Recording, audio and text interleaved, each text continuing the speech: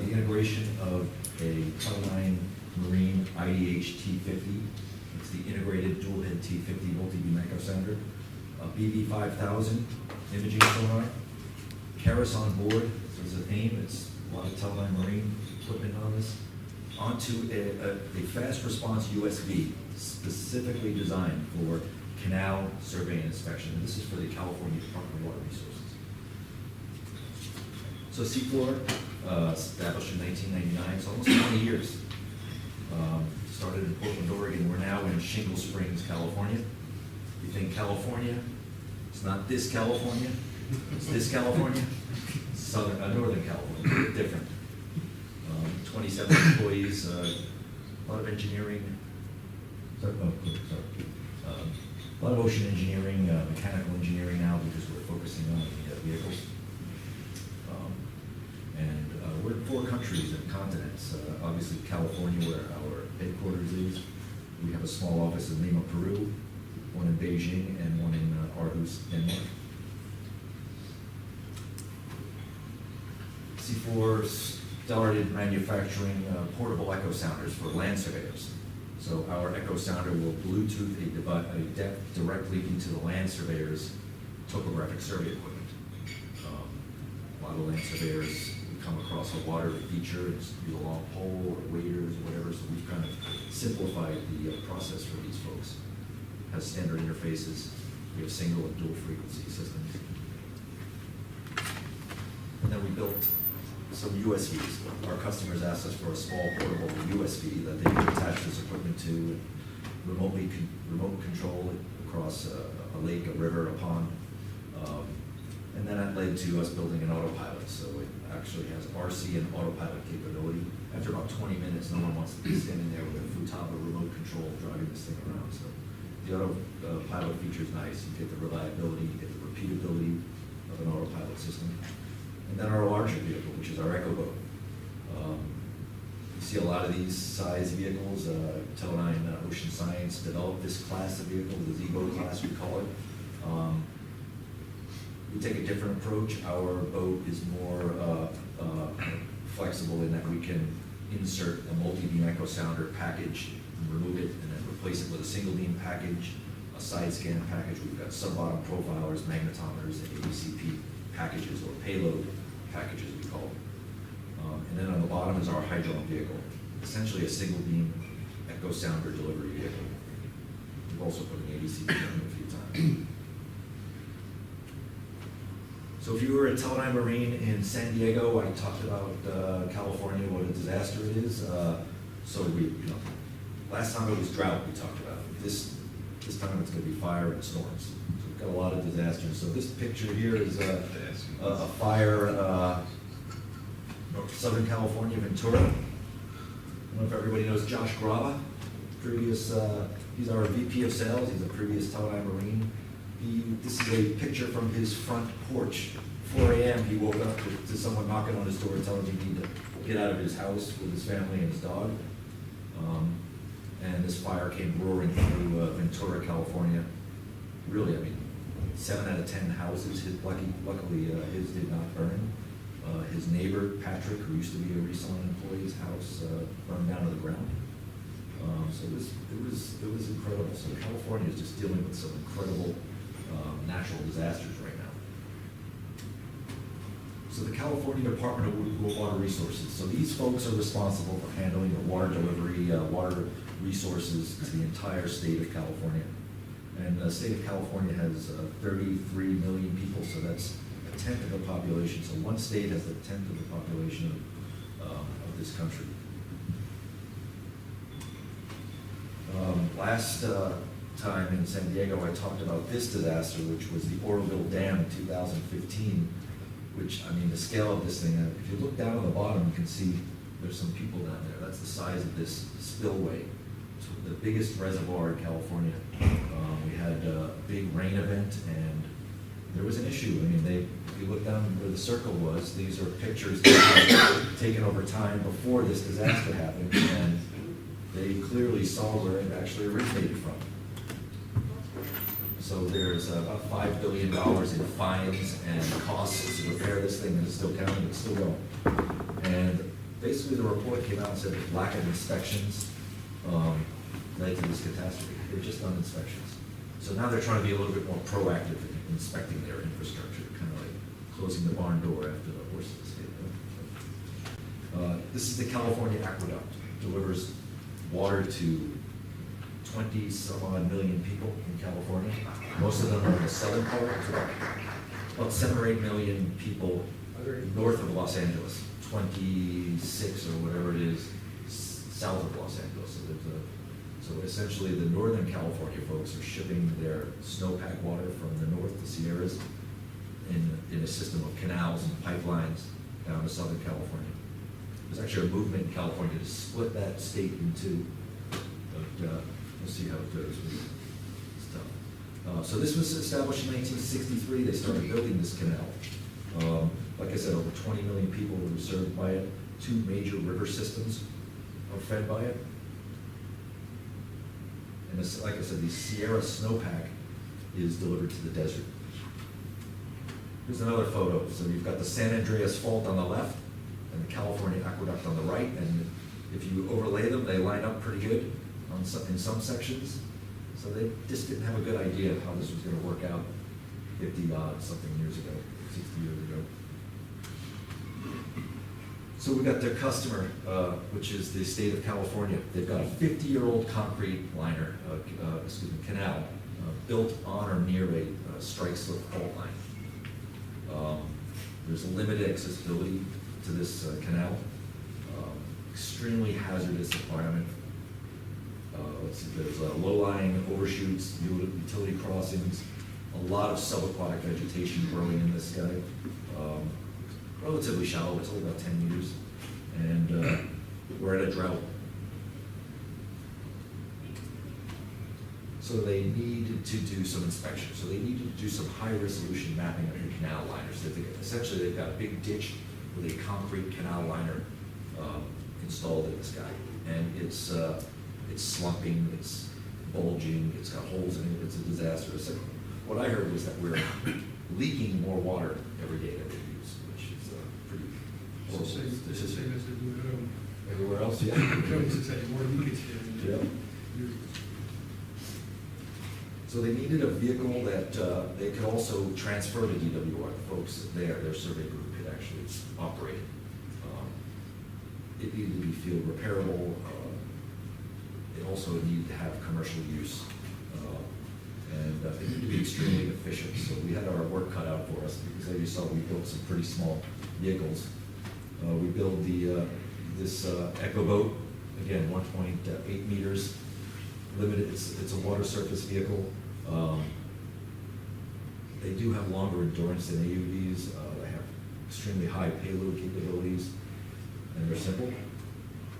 So Seafloor, we manufacture a couple different vehicles, again, from 1.2 to 2.5 meters. The payloads are limited. The endurance is about 8 hours. They work well in rivers, lakes, ponds, harbors, not hazardous environments. Operator skill, is pretty limited. So we had that Chief Brophy moment. Anybody Chief Brophy? You all look very young. I'll give you a hint. Oh, I don't have sound, do I? Anyway, there. We need a bigger boat. Right? All the older folks know that one. The Jaws one, there you go. So Seafloor, we had a few test vehicles, platforms in our office, and we decided to use something that was existing. So we had a 15-foot catamaran vehicle that we had used for deploying some larger multibeam echo sounders. This thing needed to be low profile, self-contained, needed to have a large deck, it needed to have the ability to have a large payload. So we kind of modified it. Again, we lowered the deck. We had a 60-centimeter height limit because of the utility crossings and the undershoots, which was that was a challenge. The electronics needed to be weatherproofed. There was a lot of, it's a canal, but there was a lot of wind wave chop in there. It needed to be able to handle a commercial sonar suite, an antenna mast. I mean, we had to put a lot in kind of a relatively small boat with some height limitations. So we modified it and came up with the HydroCat 150. So it's a 15-foot catamaran, has an antenna mast. So you can see there's a lot of cabling on that guy. For a demonstration purpose, we didn't want to cut our $5,000 Reson cables from 15 meters down to about 1.5 meters. So we bundled them up, tossed them on top. But this guy had 150 kilogram payload capability, which actually worked out really well. We had 12 hours of endurance, and it'll operate in both remote control and autonomous functionality capability. So here's the canal. It's 25 to 50 meters wide. It actually varies, so it's pretty wide. It's only 10 meters deep, but 10 meters deep and 50 meters wide, I mean, that's a challenge. And we're going one way essentially on this guy. There's no way we're going to turn this boat around and go back up into a 5 to 7 knot current with all that equipment on it. So we need to come up with a way to map that canal in one pass, bank-to-bank coverage. We went with the Teledyne Reson IDH T-50, so an integrated dual-head T-50. So it's essentially a dual-head T-50 multi-beam with a Planix IMU attached. So it's an IP68 IMU on the water, so it's mounted at the center of it. And we got 22 times water depth with this guy. Go back on.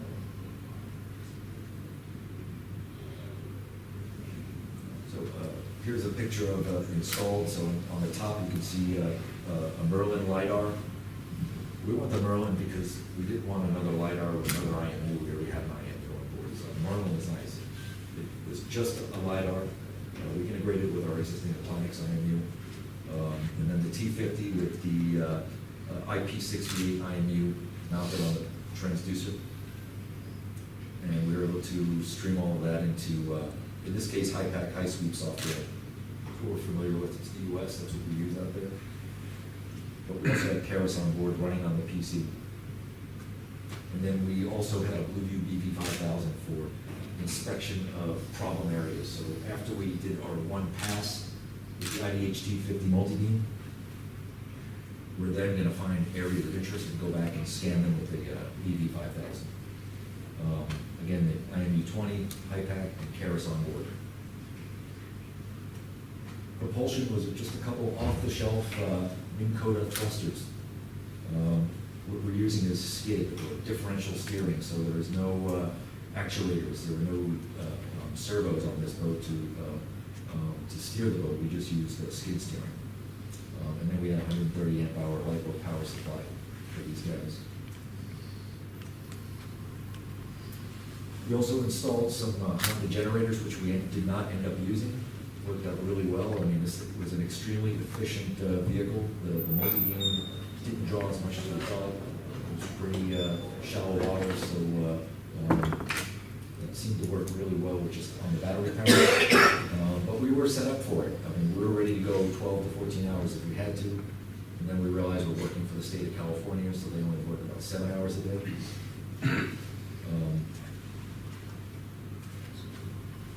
For communication, we had a dual-chain Wi-Fi system on board. And then, so what essentially we were doing is we're using TeamViewer from the shore to communicate with the PC on board. And so everything's logged internally on board the vehicle. There's nothing coming across the air. It's only a remote desktop connection with the PC on the vehicle.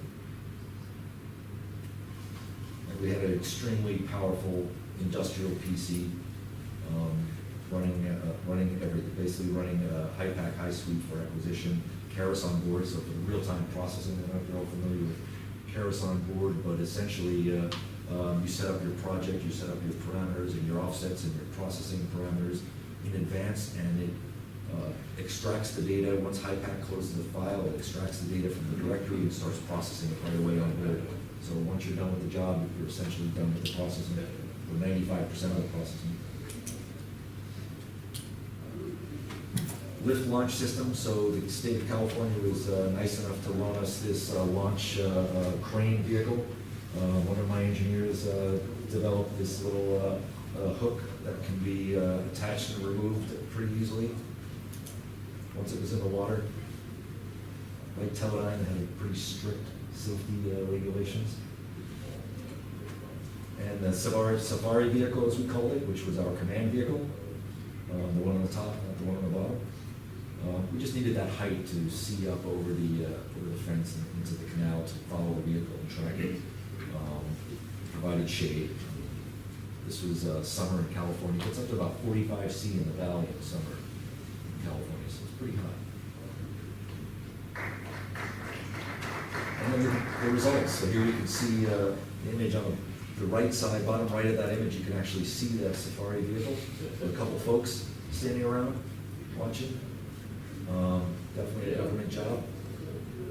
And you can see the concrete liner on the surface. And then down from there, you can see they were able to map all the subaquatic vegetation. They had a problem. They didn't realize how deep their subaquatic vegetation went. So that was an added benefit. And then the liner. And results, I mean, as we went by a blowout area, you can see in the inset, there was actually, the only way they could find these blowout areas before is when it blew out, they would see a big wet spot, you know? Can you back up? And, excuse me?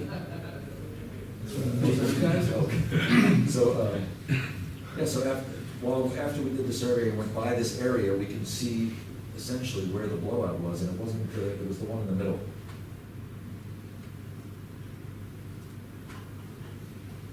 Again, some images of the canal, and this is all coming out of Caris.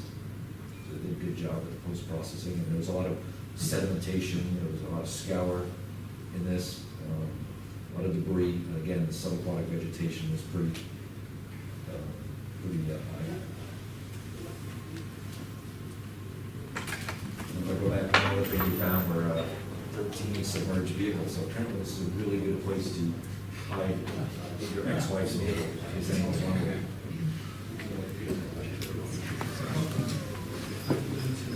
Don't leave her in the trunk. And then again, about water, they were able to map the continuity of their concrete liner. They were able to map their checkpoints. Every 10 miles, they had these checkpoints with some gates that they can reduce the flows and able to map pretty accurately their utility crossings, height of their overshoot structures. And again, because of the movement of the land, they were able to actually see the movement of all their check structures and their overshoots and undershoots, and it was pretty significant. Scour damage to the concrete liner, they were able to find it pretty well. I mean, pick up a lot of the movement, a lot of the slumping. So they had as-built of the canal, so they actually able to compare those profiles with what they were mapping with the multibeam echo center. There's a close-up of the one of the checkpoints. Gates up, 4 gates are up. And then we went in with the blue view to areas where there was some concern. In this case, we found a pickup truck. It's on the left side there, and we're able to zoom in on it. You can actually see the bed of the pickup truck. These are very common in the United States, especially California. Another image of the checkpoint structures underwater. There's a close-up of it.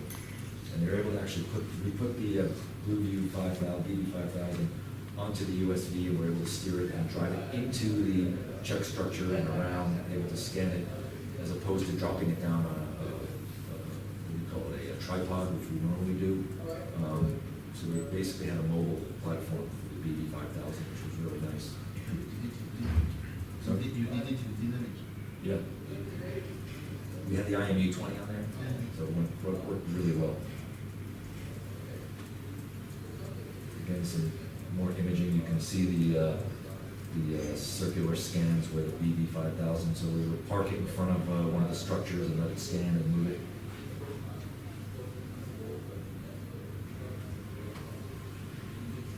And I mean, we learned a lot on this. You know, obviously we want to build bigger vehicles, so we found what could be improved. I mean, a camera would have been nice. Next time we're going to put a 180-degree camera The autopilot would have been nice as well. We found that it was pretty open canal, so we could have just plotted a course down the center of the canal and let this guy drive itself. It was pretty heavy. Like I said, the custom cables would have been nice. Probably would have removed about 150 kilos of all those cables.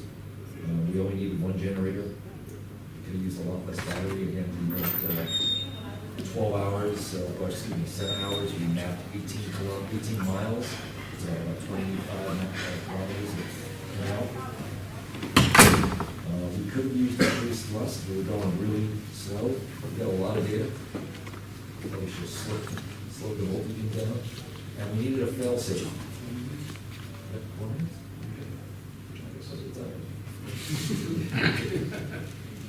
And we needed a fail-safe. We realized that we lost control of the vehicle, and this thing was flowing at about 7 knots. We weren't going to get it for the next 10 miles until it hit a checkpoint. So that'll be on the next vehicle. The customer wants to order 2 vehicles, one for survey and mapping and one for inspection. So just want to come up with a fail-safe. Questions? Teledyne Marine. Everywhere you look.